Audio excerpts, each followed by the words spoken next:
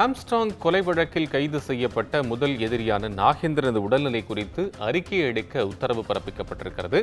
அவர் தற்போது வேலூரில் உள்ள ஒரு தனியார் மருத்துவமனையில் அனுமதிக்கப்பட வேண்டும் என்ற ஒரு கோரிக்கை வைத்திருந்தார். இந்த சூழ்நிலையில் அவரது உடல்நிலை குறித்த உண்மையான தகவல்களை ஆய்வு செய்து அறிக்கை அளிக்க வேண்டும் என்று உத்தரவு பிறப்பிக்கப்பட்டது. கூடுதல் விவரங்களுடன் தலைமை செய்தியாளர் சிவா இணைப்பில். சிவா, உங்கள் விவரம்.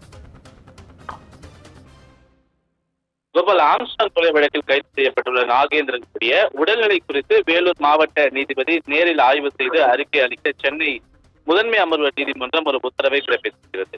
ஆயுள் தண்டனை கைதியாக வேலூர் சிறையில் அடைக்கப்பட்டிருந்த நாகேந்திரன் ஆம்ஸ்ட்ராங் கொலை வழக்கில் முதல் எதிரியாக கைது செய்யப்பட்டிருக்கிறார். வேலூர் சிறையில் அடைக்கப்பட்டுள்ள அவருக்கு சில ஆண்டுகளுக்கு முன்பு கல்லீரல் மாற்று அறுவை சிகிச்சை செய்யப்பட்டதால் உடல்நலக்குறைவு ஏற்பட்டு வேலூர் சிஎம்சி மருத்துவமனையில் அவர் சிகிச்சை பெற்று வருகிறார்.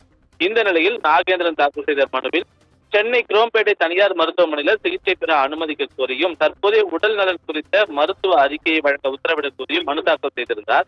இந்த மனு சென்னை முதன்மை அமர்வு நீதிமன்ற நீதிபதி கார்த்திகேயன் முன்பு விசாரணைக்கு வந்தபோது நாகேந்திரன் தரப்பு வழக்கறிஞர் பாலாஜி ஆஜராகி வேலூர் சிஎம்சி மருத்துவமனையில் சிகிச்சை பெற்று வரக்கூடிய நாகேந்திரனின் உடல்நிலை மிகவும் மோசமாக இருப்பதாகவும் அவரை உடனடியாக சென்னை குரோம்பேட்டை தனியார் மருத்துவமனைக்கு மாற்றி சிகிச்சை அளிக்க அனுமதிக்க வேண்டும் என்றும் அந்த மனுவில் ஒரு கோரிக்கையை வைத்திருக்கிறார்.